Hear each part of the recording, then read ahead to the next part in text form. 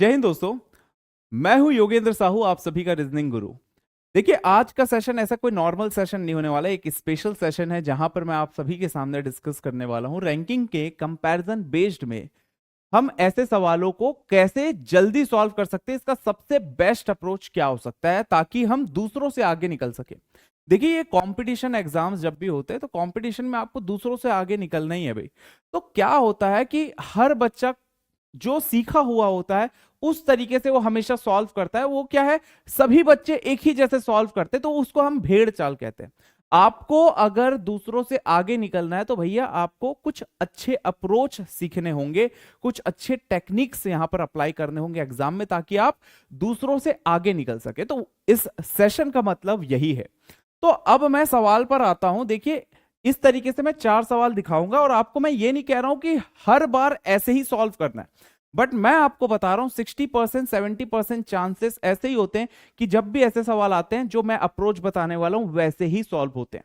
ठीक है, तो इसको हम कहते हैं बेस्ट, क्या हम कहेंगे इसको, एलिमिनेशन मेथड कहेंगे, ऑप्शंस एलिमिनेशन मेथड, जिसका उपयोग करके आप लगभग 60-70% केसेस के सवालों को आप जल्दी सॉल्व कर सकते हैं विद इन अ सेकेंड।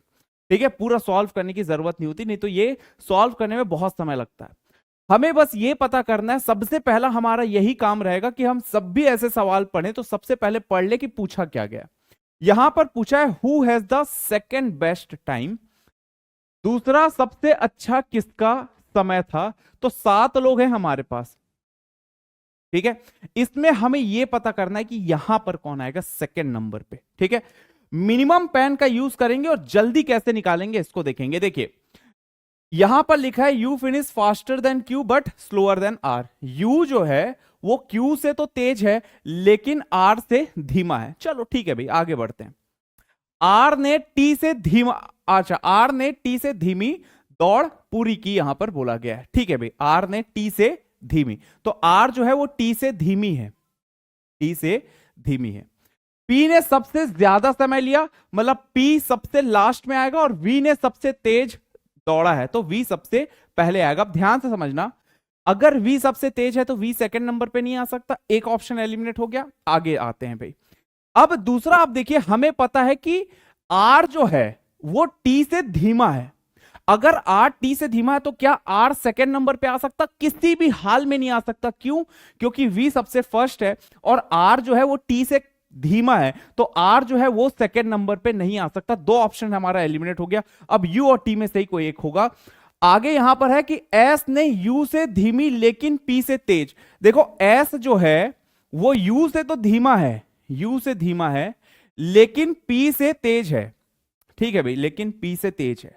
अच्छा, और क्या है हमारे पास इंफॉर्मेशन? ये है यू ने क्यू से तेज, यू जो है वो क्यू से तो तेज है लेकिन आर से धीमा है, लेकिन आर से धीमा।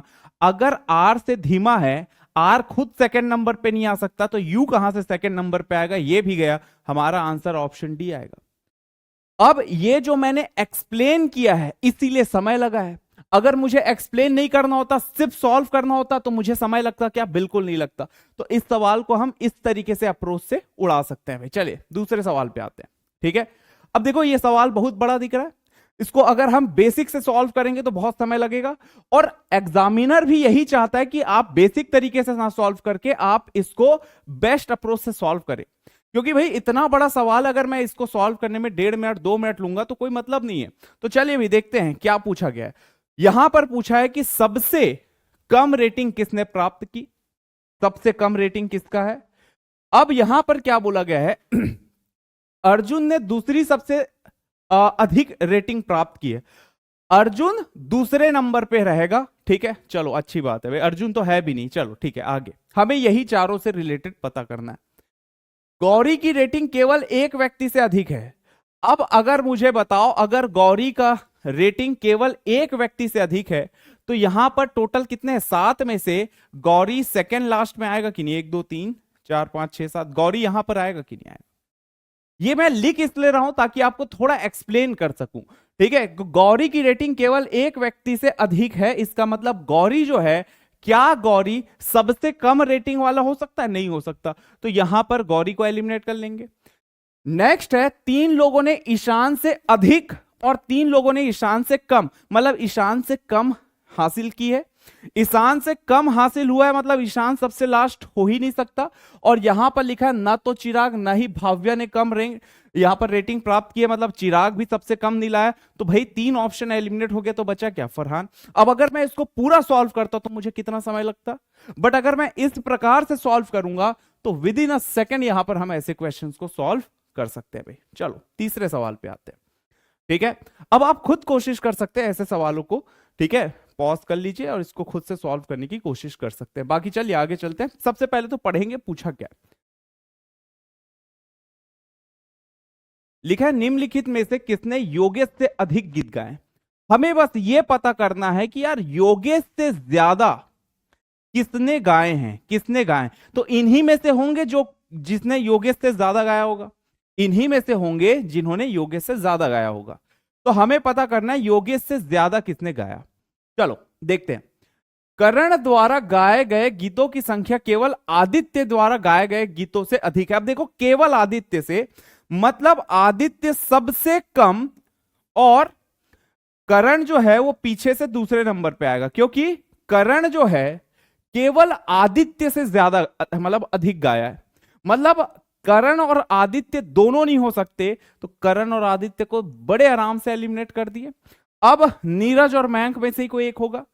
आगे है योगेश द्वारा गाए गए गीतों की संख्या केवल 2 गायकों से कम है। ठीक है भाई, मयंक द्वारा गाए गए गीतों की संख्या योगेश से अधिक नहीं है।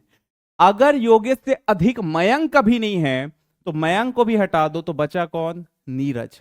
तो तीनों में से, ये चारों में से 3 ऑप्शन तो हमने बड़े आराम से एलिमिनेट कर दिए। तो हमारा ऑप्शन क्या जाएगा? फिर ऑप्शन 1 जाएगा। ऐसे ही सॉल्व करना है बेटा हमें ऐसे प्रश्न। ठीक है, ऐसे ही सॉल्व करना है।